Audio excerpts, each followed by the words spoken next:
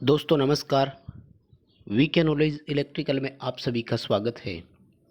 दोस्तों आज की इस वीडियो में हम दिल्ली मेट्रो 2020 की परीक्षाओं में जो न्यूमेरिकल्स आए थे उनके बारे में चर्चा करने वाले हैं।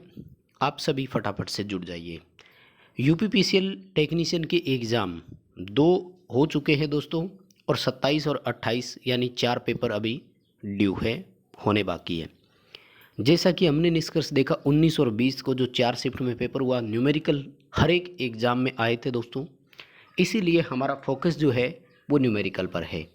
आप सभी हमारे साथ जुड़ जाइए और अपनी तैयारी चेक कर लीजिए। यदि आपका एग्ज़ाम यूपीपीसीएल का होना अभी बाकी है तो हम इस पेपर में न्यूमेरिकल क्वेश्चन पर चर्चा करेंगे और आपको भी अपना उत्तर करने का मौका मिलेगा। सभी फटाफट से जुड़ जाइए। चलिए दोस्तों सवाल शुरू करते हैं। सवाल नंबर 1 आज का आपकी स्क्रीन पर है। आप कीजिए अपना आंसर कि 1 एम्पियर आवर जो है वो किसके बराबर होता है। मैं आप सभी से निवेदन करूंगा दोस्तों, आप इस वीडियो को लाइक ज़रूर करें। हमारे चैनल पर नए हैं तो चैनल को भी सब्सक्राइब ज़रूर करें। डिस्क्रिप्शन में आपको लिंक मिलेगा, वहां से आप टेलीग्राम को ज्वाइन करें। इस टेस्ट की PDF आपको वहां पर प्रोवाइड करवा दी जाएगी। लाइक ज़रूर करें प्लीज़, आपसे निवेदन है मेरा। देखो दोस्तों, एक जो एम्पियर आवर है इसको हम किस में कन्वर्ट कर सकते हैं। यहाँ से एम्पियर जो है इसको जो अपन माने तो धारा की इकाई है, और जो टाइम है वो आवर्स में दिया हुआ है, यानी I इंटू टी किया हुआ है। हम सभी जानते हैं कि Q बराबर IT होता है। इसका मतलब आंसर जो है ना वो कुलाम में आएगा। अब अगर आप ध्यान से देखें तो कुलाम में अपने पास 2 ऑप्शन है, हालांकि एम्पियर सेकंड वाला भी सही माना जाएगा, तो 3 ऑप्शन आप यहाँ से कर सकते थे। अब देखिए 1 एम्पियर जो है उसमें तो 1 एम्पियर ही होता है, लेकिन 1 घंटा जो है उसमें यदि आप कन्वर्ट करेंगे तो हम सभी जानते हैं कि 3600 सेकंड होते हैं, यानी 3600 एम्पियर सेकंड लिख सकते थे आप इसको, या फिर 3600 कुलाम लिख सकते थे। क्वेश्चन का आंसर अपना यहाँ पर डी रहेगा। आप में से जिसने भी डी कमेंट किया है वो बिल्कुल सही उत्तर है यहाँ पर। चलिए दोस्तों सवाल नंबर 2 आपकी स्क्रीन पर। हालांकि बहुत आसान क्वेश्चन है ये तो, और उम्मीद है कि अच्छे से इसको कर दोगे। 15 ओम, 20 ओम और 35 ओम के 3 प्रतिरोध श्रेणी क्रम में संयोजित है। कुल प्रतिरोध की गणना कीजिए। बहुत सिंपल है ये तो, उम्मीद है कि हर एक को आता है। बस ऑप्शन भरते समय गलतियाँ मत करना। सीरीज में है R1 + R2 + R3। क्या करना है भाई, तीनों का जोड़ करना है और 70 ओम आएगा। बहुत आसान सा इसका आंसर है बी उत्तर आप सभी का यहाँ पर बिल्कुल सही है। क्वेश्चन नंबर 3 आपकी स्क्रीन पर है। 750 वाट 220 वोल्ट के एक आयरन को 90 मिनट के लिए उपयोग लिया गया। इसमें से व्यय होने वाले ऊर्जा व्यय की गणना कीजिए फटाफट से कैलकुलेशन अपनी, फिर आंसर का अपन मिलान करेंगे। ऑप्शन भी आपको दिखाई देंगे, तब तक कैलकुलेशन कर लीजिए। जितने भी नए जुड़े हैं उन सभी से निवेदन कर लूँगा, प्लीज़ वीडियो को लाइक कर देना भाई, एक बटन ही दबाना है लाइक वाला। चलिए देखिए दोस्तों, अगर अपन ऊर्जा की बात करें तो ऊर्जा होता है पावर इनटू टाइम, यानी शक्ति इनटू समय। जैसा कि आप देख पा रहे हैं सभी ऑप्शन किलोवाट में है और घंटे में है, यानी पावर जो है वो किलोवाट में और टाइम जो है वो आवर्स यानी घंटे में आपको यहाँ पर रखनी है। देखिए दोस्तों, वाट दिया हुआ है 750, टाइम दिया हुआ है 90 मिनट। अगर आप 90 मिनट को घंटे में कन्वर्ट करते हैं तो 1.5 आवर्स बनेगा, 1.5 घंटा इसका बनेगा। और वाट को किलोवाट में कन्वर्ट करने के लिए 1000 का भाग देना है, डिवाइड करना है। ठीक है, ये कैलकुलेशन आपको करनी थी। अब देखिए जब आप कैलकुलेशन करेंगे तो आपका उत्तर आएगा 1.125 kWh, 1.125 किलोवाट आवर।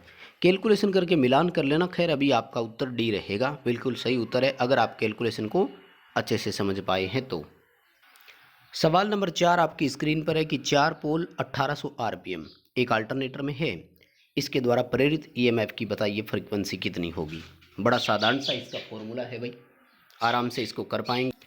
देखिए पोल की जगह अगर 4 और 120 है ना, ओ सॉरी PN/120 करना है, यानी पोल की जगह 4 और RPM की जगह 1800 और 120 से अगर आप डिवाइड करके देखते हैं तो ये आपका आंसर आएगा 60 हर्ट्ज। ठीक है, ये दिल्ली मेट्रो 2020 फरवरी 2020 में जो एग्ज़ाम हुए थे वो क्वेश्चन है साथियों। अगला सवाल आपकी स्क्रीन पर है कि एक 230 वोल्ट डीसी सीरीज मोटर में 40 एम्पियर की धारा प्रवाहित होती है। आर्मेचर और फील्ड का प्रतिरोध 0.2 ओम और 0.1 ओम है। ब्रूस पर वोल्टेज ज्ञात कीजिए। देखिए दोस्तों, ये होती है आपकी सीरीज मोटर और ये है आपकी फील्ड वाइंडिंग। हम यहाँ पर इसको सप्लाई देते हैं 230 वोल्ट की, तो एक करंट फ्लो होता है 40 एम्पियर का। हम सभी जानते हैं ना, आर्मेचर करंट, फील्ड करंट और लोड करंट तीनों यहाँ पर बराबर है। ब्रूस वोल्टेज यानी अपन से यहाँ पर वोल्टेज पूछी गई है, ध्यान से देखना। जब 230 वोल्ट हमने दिया तो फील्ड की ड्रॉप घटा देंगे, बचा हुआ किसको मिलेगा?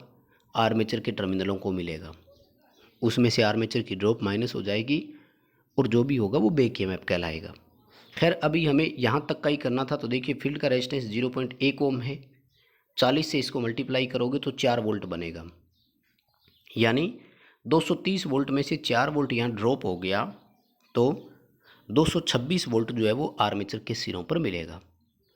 अब यदि आपसे अगर बैक ईएमएफ पूछा होता तो ध्यान करें, 2 वोल्ट आर्मेचर वाले माइनस और कर देना, इसमें से 224 वोल्ट आपका बैक ईएमएफ होगा यहाँ पर। इसी में आ सकता है, क्वेश्चन को ध्यान रखें। यदि बैक ईएमएफ ज्ञात करना हो तो आर्मेचर की ड्रॉप और माइनस कर देना, उत्तर आ जाएगा। अगला सवाल है कि एक स्टार संयोजन में संयोजित 3 एक समान प्रतिरोध एक संतुलित 3 फेज वोल्टेज सोर्स से जुड़े हुए हैं और वो इस समय 4000 वाट पावर कंजप्शन करते हैं। यदि इन प्रतिरोध को डेल्टा में जोड़कर समान शक्ति सोर्स से जोड़ दिया जाए, यानी उसी सप्लाई सोर्स से, तो प्रति फेज शक्ति खपत का मान कितना होगा? दोस्तों ध्यान से देखना। अब हालांकि कुछ कन्फ्यूजन रहती ज़रूर है आपके हर बार, लेकिन मैं आज इस वीडियो में सब कुछ क्लियर करने वाला हूँ, ध्यान से समझते जाना। स्टार में टोटल पावर कंजप्शन दिया है और डेल्टा में प्रति फेज कंजप्शन पूछा है, तो सीधा सा सटीक फॉर्मूला है कि स्टार के टोटल पावर जो है वो डेल्टा में प्रत्येक फेज की पावर के बराबर होती है। साथियों, कुछ पॉइंट ऐसे हैं जो आप सीधे और सटीक याद रखें, मैं बताता हूँ, ध्यान से समझना। स्टार की अपेक्षा डेल्टा में लाइन करंट 3 गुना अधिक होती है। इसका कारण क्या है? इसका कारण है कि स्टार के 2 फेजों के बीच में जो प्रतिरोध होता है, डेल्टा के उन्हीं 2 फेजों के बीच में जो रेजिस्टेंस होता है वो 1/3 हो जाता है। इसलिए समान वोल्टेज सोर्स से जुड़े होने पर वहाँ पर करंट 3 गुना अधिक हो जाती है। बाकी सभी पैरामीटर समान रहते हैं, इसलिए स्टार की अपेक्षा डेल्टा में जो शक्ति है वो भी 3 गुना अधिक हो जाती है, यानी टोटल पावर कंजप्शन जो है वो भी 3 गुना अधिक हो जाता है। ये है सामान्य स्टार और डेल्टा की बात, जब हमें कहीं पर भी समतुल्य डेल्टा या समतुल्य स्टार नहीं लिखा हुआ हो तब। अब यदि बात करें समतुल्य स्टार या डेल्टा की, तो उसमें हर चीज़ें बराबर होती है, फिर ध्यान रखना। सिंपल स्टार और डेल्टा की बात है कि स्टार में अगर P पावर है तो डेल्टा में 3P होगा। स्टार में लाइन करंट यदि IL है तो डेल्टा में 3IL होगा। तीनों फेजों की या टोटल पावर कंजप्शन की बात हो रही है यहाँ पर। तो अब हमें क्या करना है, ध्यान में रखना है। जब 4000 स्टार में है तो डेल्टा में भी 4000 ही होगा, और प्रत्येक फेज का पूछा है तो इसको 3 से डिवाइड कर दो। सॉरी, टोटल डेल्टा में जो है वो 12000 होगा और इसको 3 से डिवाइड कर दो, यानी 4000 प्रत्येक फेज की हो जाएगी। तो आंसर जो है वो 4000 ही आएगा। लेकिन ध्यान रखना, स्टार में टोटल दी हुई थी और डेल्टा में एक फेज की पूछ रहा है। कई स्टूडेंट इसमें कंफ्यूज हुए थे, मेरे पास मैसेज कर रहे थे, इसलिए मैंने इसको थोड़ा सा लंबा टाइम लेकर आपको सॉल्व करवा दिया। अगला सवाल आपकी स्क्रीन पर है कि 2 ओम प्रतिरोध वाले पीएमएमसी एमीटर का फुल स्केल डिफ्लेक्शन 5 एम्पियर है। 0.5 ओम का यदि शंट और लगा देंगे तो नई रेंज कितनी होगी? यानी अब ये मीटर कितनी माप सकता है, अपन से ये पूछा गया है। देखो भाई, शंट प्रतिरोध के लिए फॉर्मूला होता है RM/1 तो शंट प्रतिरोध अपने पास है, मीटर का रेजिस्टेंस अपने पास है। सबसे पहले हम यहाँ से n कैलकुलेट करेंगे, गुणक घटक बोलते हैं ना जिसको। तो 2/1, सॉरी, शंट प्रतिरोध 0.5 का है, 0.5/1 बराबर मीटर का प्रतिरोध। एक बार कैलकुलेशन दोबारा बता दूं, RSH का मतलब शंट का प्रतिरोध, आर एम का मतलब है मीटर का प्रतिरोध, एन का मतलब होता है गुणक घटक जो आई बटे आई एम से निकाला जाता है। आई का मतलब होता है वह धारा जो मीटर अब माप सकता है यानी नई रेंज। आई एम का मतलब होता है वह धारा जिस पर मीटर एफ एस डी दे सकता है, जैसे 0.5 थी। तो क्या करेंगे, संट प्रतिरोध 0.5 बटे एक, मीटर का प्रतिरोध 2 ओम बटे एन माइनस एक। अब जब कैलकुलेशन करेंगे, क्रॉस कैलकुलेशन, तो अपना जो ऑप्शन आएगा वो क्या बनेगा कि 0.5 एन माइनस एक को जब 0.5 से मल्टीप्लाई करेंगे तो 0.5 ही आएगा।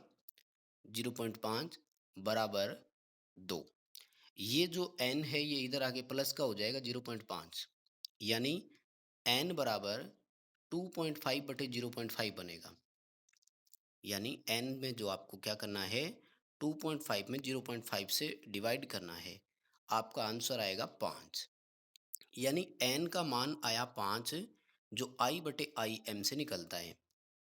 n 5 है, i वह धारा जो कैलकुलेट करनी है, और आई एम मीटर जिस पर पहले रीडिंग दे रहा था 5 एम्पियर।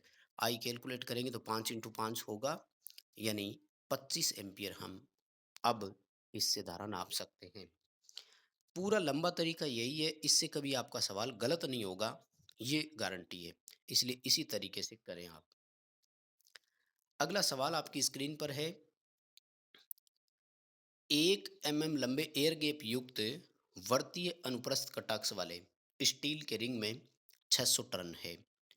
इसमें 2.5 एम्पियर धारा प्रवाहित होती है। कुल एमएमएफ का 40% लोहे भाग में से गुजरता है।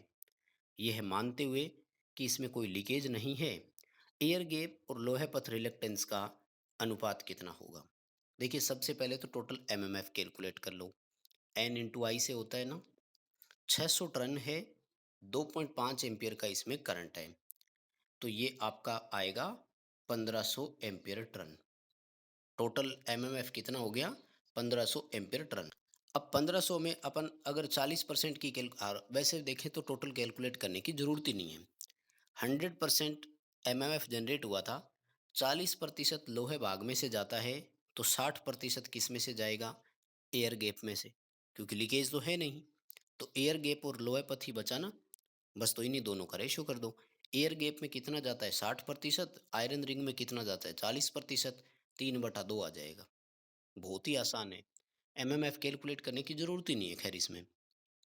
अगला सवाल आपकी स्क्रीन पर, 100 ओम का प्रतिरोध 20 मिली फेरेड धारिता वाले कैपेसिटर का समय नियतांक बताइए।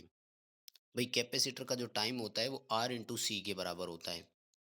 ठीक है, देखिए प्रतिरोध 100 ओम दिया हुआ है और टाइम दिया था 20 मिली सेकेंड, सॉरी, धारिता दी थी 20 मिली फेरेड।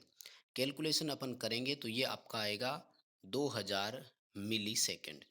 अब मिली हटा देंगे 2000 से, 3 जीरो कट जाएगी, 2 सेकंड इसका उत्तर आएगा। ठीक है, अब एक्चुअल में तो देखिए इसका आंसर जो है वो 2 सेकंड ही आएगा, पर आप देख रहे होंगे ऐसा कोई ऑप्शन नहीं है।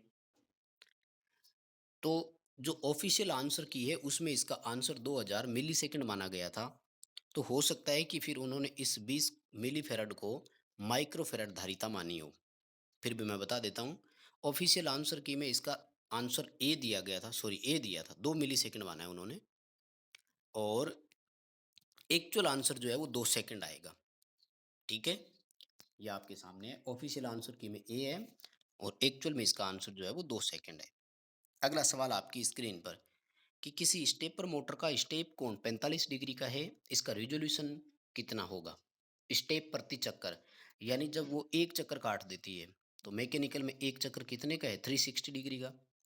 तो कितने स्टेप लेगी कि वो 360 डिग्री का चक्कर पूरा कर दे, तो 45 डिग्री का उसमें भाग दे दो, आंसर आ जाएगा। कितना आएंगे, 8 चक्कर, यानी 8 स्टेप लेगी वो एक चक्कर पूरा करने में।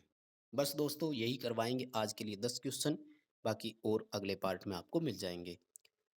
वीडियो पसंद आया है तो लाइक ज़रूर कर देना, चैनल को सब्सक्राइब कर लेना, नोटिफिकेशन बेल आइकन प्रेस ज़रूर करना, इस वीडियो को अपने दोस्तों के साथ शेयर ज़रूर कर देना।